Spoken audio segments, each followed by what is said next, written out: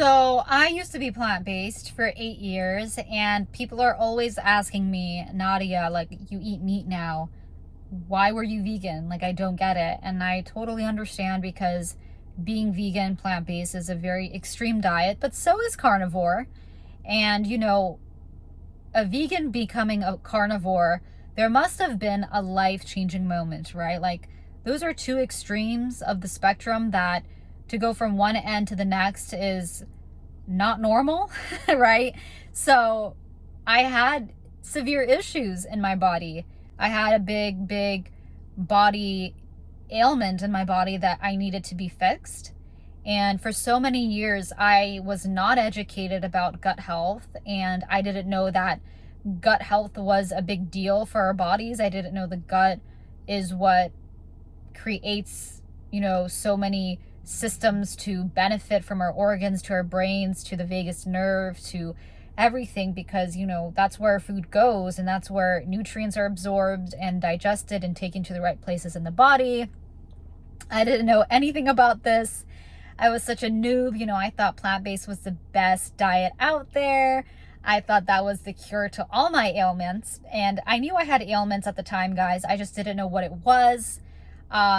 Or I thought I knew what it was, which I thought was just maybe I had bad sleep, and that's why I was feeling crappy, and maybe because I was too stressed out, and that's why I was having gut issues and a bloated stomach and can't sleep well. But it was because for more than 8 years, I was having gut issues, and it just, started to create this domino effect of my gut getting worse every year.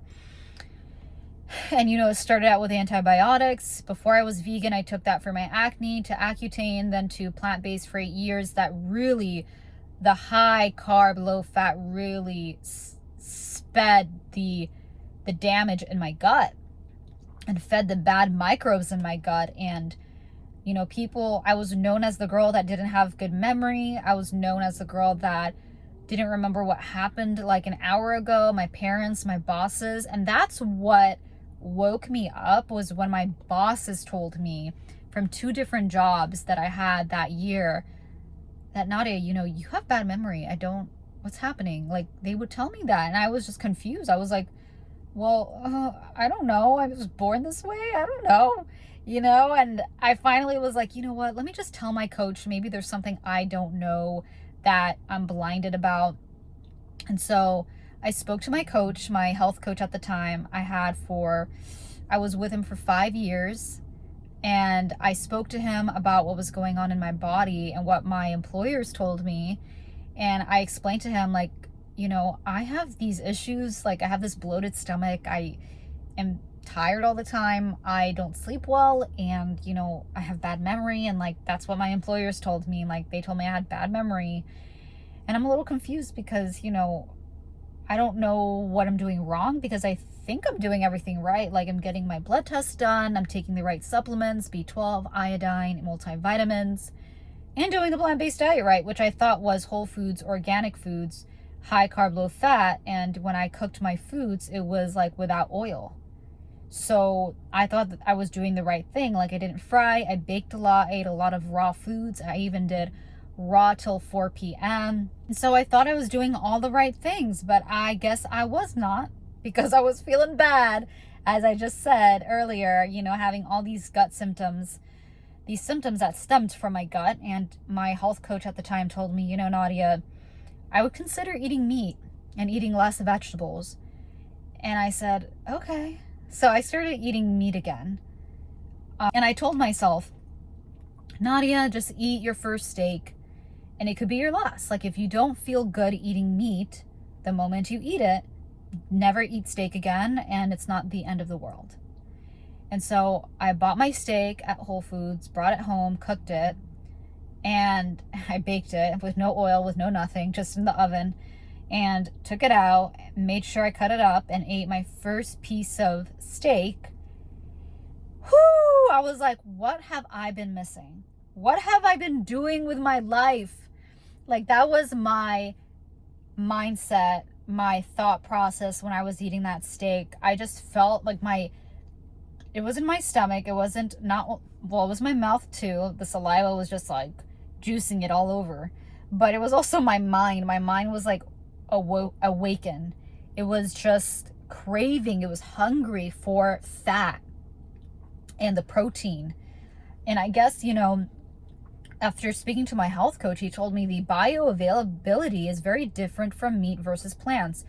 Bioavailability just basically means that your body is able to not only digest nutrients from a particular food, but can also utilize those nutrients and take it to the right places in the body that your body can actually use. And for me, just because my blood tests were great when I was plant-based doesn't mean that it was it doesn't mean that my body was actually utilizing those nutrients. Basically, the nutrients were just floating around in my body but not being utilized. So when my body ate that piece of steak, I knew that was the missing piece to my journey to healing my gut health, to my journey in healing my gut. You know, meat is just so amazing. It not only satiated my mind, took away my tiredness and lethargy, and it just made me better, you guys. I just felt like a new person. Like I was satiated for hours. I didn't feel hungry like I was before in plant-based. I, you know, felt a relief in symptoms, like a reduced in my gut symptoms after a month of eating meat. Now, there was a lot of mistakes that I did when I ate meat again, and it was very much not a carnivore diet in the beginning because I wasn't even thinking about doing that, because my health coach didn't recommend me to do that because I didn't need it at the time. You know, I had gut issues, but not severe yet. And I'll make another video about that. But I did have a reduction in my gut symptoms from the bloating to the tiredness and lethargy.